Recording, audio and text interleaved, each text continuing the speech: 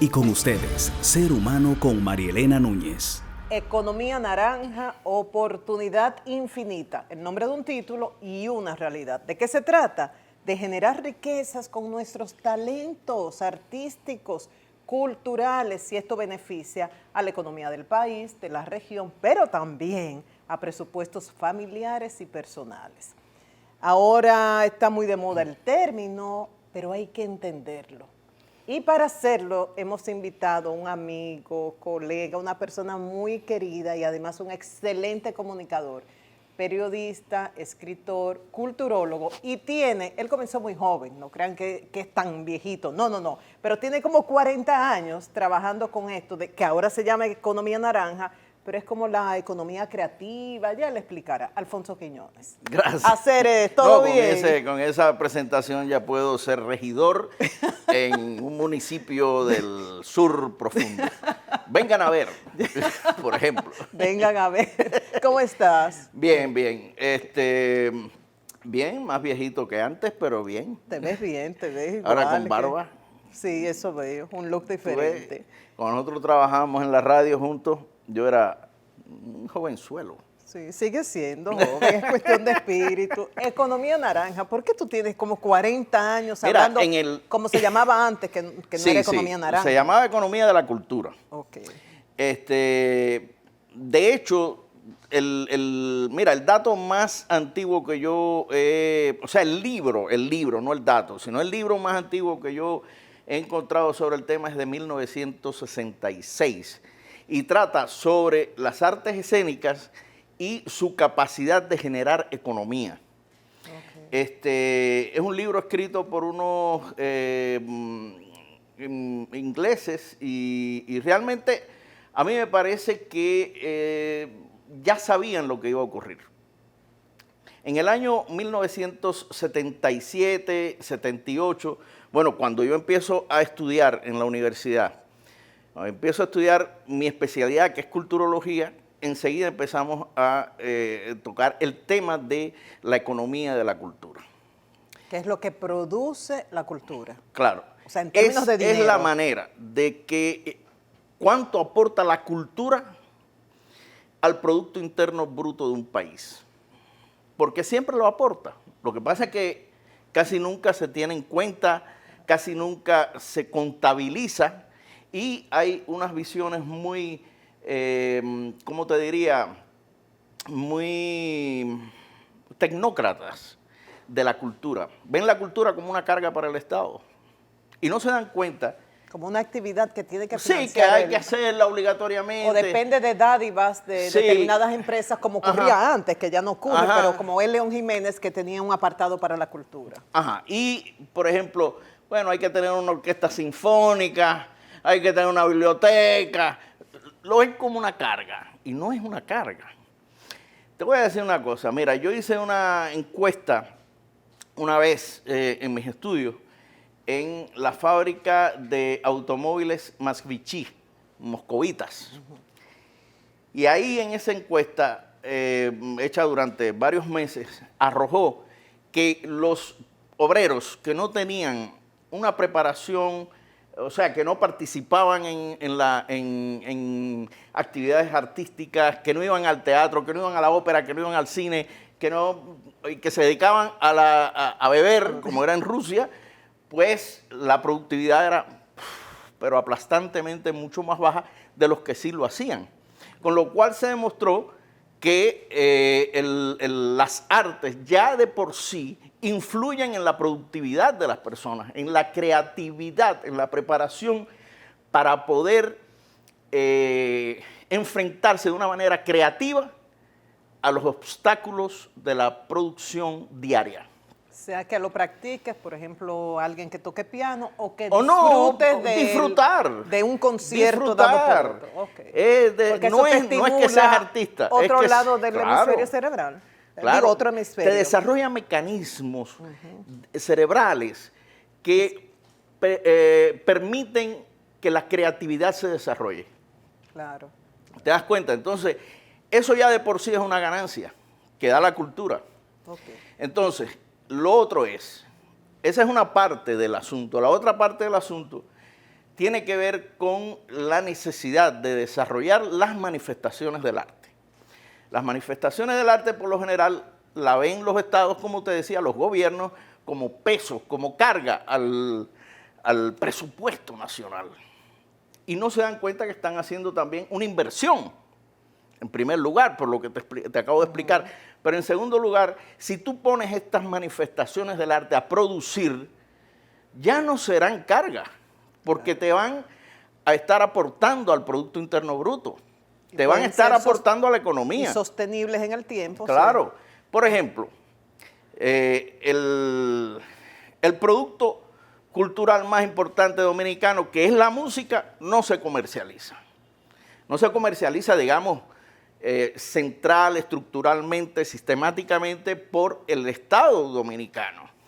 Lo hacen de manera individual los artistas y ellos ganan su dinero, pagarán sus impuestos, pero el Estado tiene una participación cero en eso, o casi cero, por decirlo, porque, por ejemplo, si tú tuvieras una agencia que se dedicara a promover la bachata, que está de moda, internacionalmente, pon tú 5 o 6 artistas importantes, y tú le cobras el 20% de cada contrato que tú hagas con ellos, estás ganando tremenda cantidad de dinero, además de las retenciones que tú mismo haces para el impuesto. Impositivo. ¿Me entiendes? O sea, estás buscando trabajo a esos grupos. Estás creando trabajo, estás promoviendo a su vez la cultura dominicana de una manera bien dirigida, y las ganancias son enormes. Y eso además de los contratos que ellos logren a nivel privado, o sea, sí, se mantendría, no es centralizarlo todo. No es centralizarlo todo, pero hay cosas que hay que hacer. Por ejemplo, el tema de la cultura y el turismo. Dentro del sistema turístico hay cientos de posibilidades diariamente para la cultura dominicana, y eso se usa bastante poco. ¿Cuál es el producto que más venden en los hoteles, en las orillas de los hoteles y todo eso? La artesanía, y ni siquiera es dominicana, es haitiana. Así es. ¿Te das cuenta? Todo eso es dinero que se está perdiendo. Si tú organizas un evento, por ejemplo, esa es otra cosa, el turismo cultural, el turismo de congresos, de eventos. Si tú organizas por ejemplo, una subasta anual de obras plásticas de grandes artistas dominicanos, y tú empiezas a promover eso con tiempo y a moverlo a través de agencias especializadas, de medios interesados y todo eso, van a venir muchísima gente a esa subasta. Claro, detrás de vas a mover el arte dominicano, vas a cobrar por eso, vas a tener porcientos que el Estado se va a quedar y está aportando las artes plásticas. Claro. Alfonso, ¿podríamos decir que uno de los primeros pasos que se han dado en el país para promover la economía naranja lo dio el entonces ministro de Cultura, José Antonio Rodríguez, cuando le pide al Banco Central crear una cuenta para contabilizar el aporte al Producto Interno Bruto de la actividad artística y cultural? Definitivamente. Yo creo que fue, aunque los otros también hicieron cosas, pero no lo sabían que lo estaban haciendo. Por ejemplo, la Antigua yo creo que convirtió a la Feria del Libro en un importantísimo espacio promocional y comercializador de la literatura, no solo dominicana, sino internacional. Y eso forma parte de la economía, de la cultura. Pero lo que pasa es que eso hay que contabilizarlo. Claro. ¿Me entiendes? Esas cosas, si no se contabilizan, pues es como si no existieran. Yo creo que la Antigua puso los cimientos de eso. Ahora, José Antonio fue más allá y logró que el Banco Interamericano de Desarrollo diera un dinero para poder realizar una encuesta nacional cultural. Con ese dinero se pagaron los especialistas que fueron por distintas partes realizando esa encuesta, que arrojó finalmente en el 2014 que la cultura pues aportaba el 1.5 del Producto Interno Bruto, que ya en esa época era bastante. Si tú te pones a pensar el 1.5 del Producto Interno Bruto en un lugar que no está organizado eso, o sea... Con mucha actividad informal que no está registrada. Claro, eso te dice a ti, esa es la punta del iceberg. Te dice a ti que lo que hay debajo de eso es muchísimo. Como cubano dominicano o dominicano cubano, yo no sé cómo decirle ya. Tú puedes ver todo lo que pasa en el país, quizás a veces desde las gradas. Sí. Realmente hay mucho talento artístico, como uno percibe, talento natural entre los dominicanos. Mira, hay un potencial enorme, enorme, enorme, enorme. Y yo creo que lo más importante que tiene República Dominicana es la enorme capacidad de gente talentosa en todas las cosas. Por ejemplo, si tú te mueves en la música, hoy día, ¿qué es lo más pegado? Bueno, el dembow y toda esa basofia, que para mí lo es. Pero sin embargo está un mundo que es el mundo de la música independiente, la música que están haciendo muchísima gente que es fabulosa, la música alternativa. ¿Te das cuenta? Aquí la cantidad de grupos que hay y de artistas jóvenes haciendo música buena, excelente, es increíble y no hay promoción, no hay manera de comercializarlo.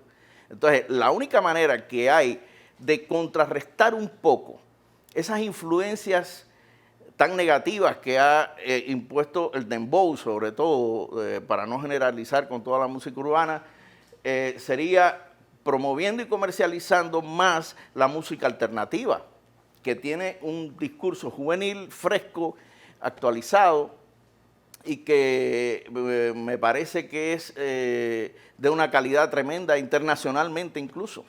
Y ahora que está de moda el término de la economía naranja, ¿qué entiendes que hay que evitar como el peligro para que el tema no se distorsione? Y lo que hace falta hacer para que más personas se beneficien de esto. Mira, el Foro Economía Naranja que acaba de tener lugar es un espacio que ha visibilizado un fenómeno,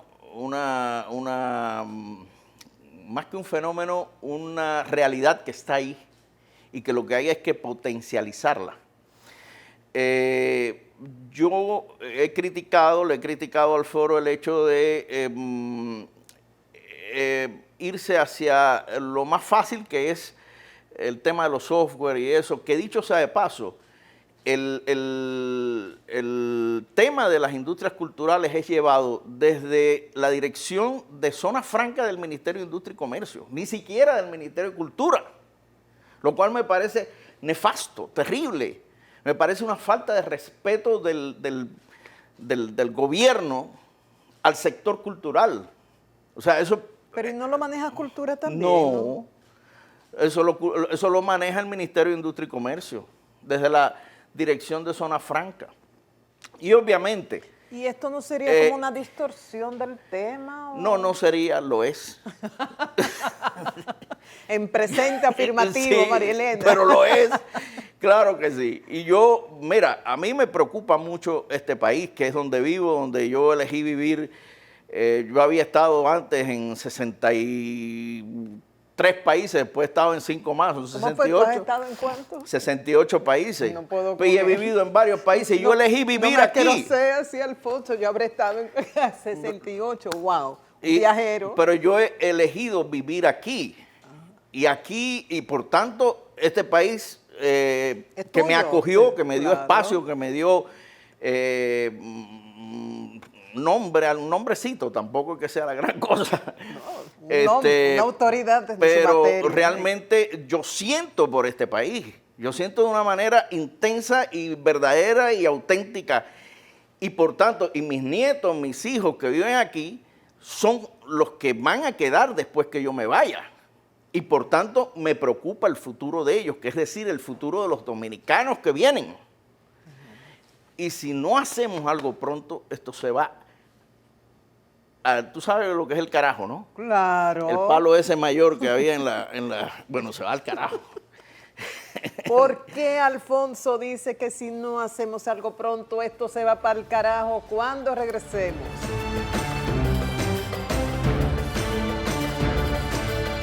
Síguenos en nuestras redes sociales como Ser Humano TV.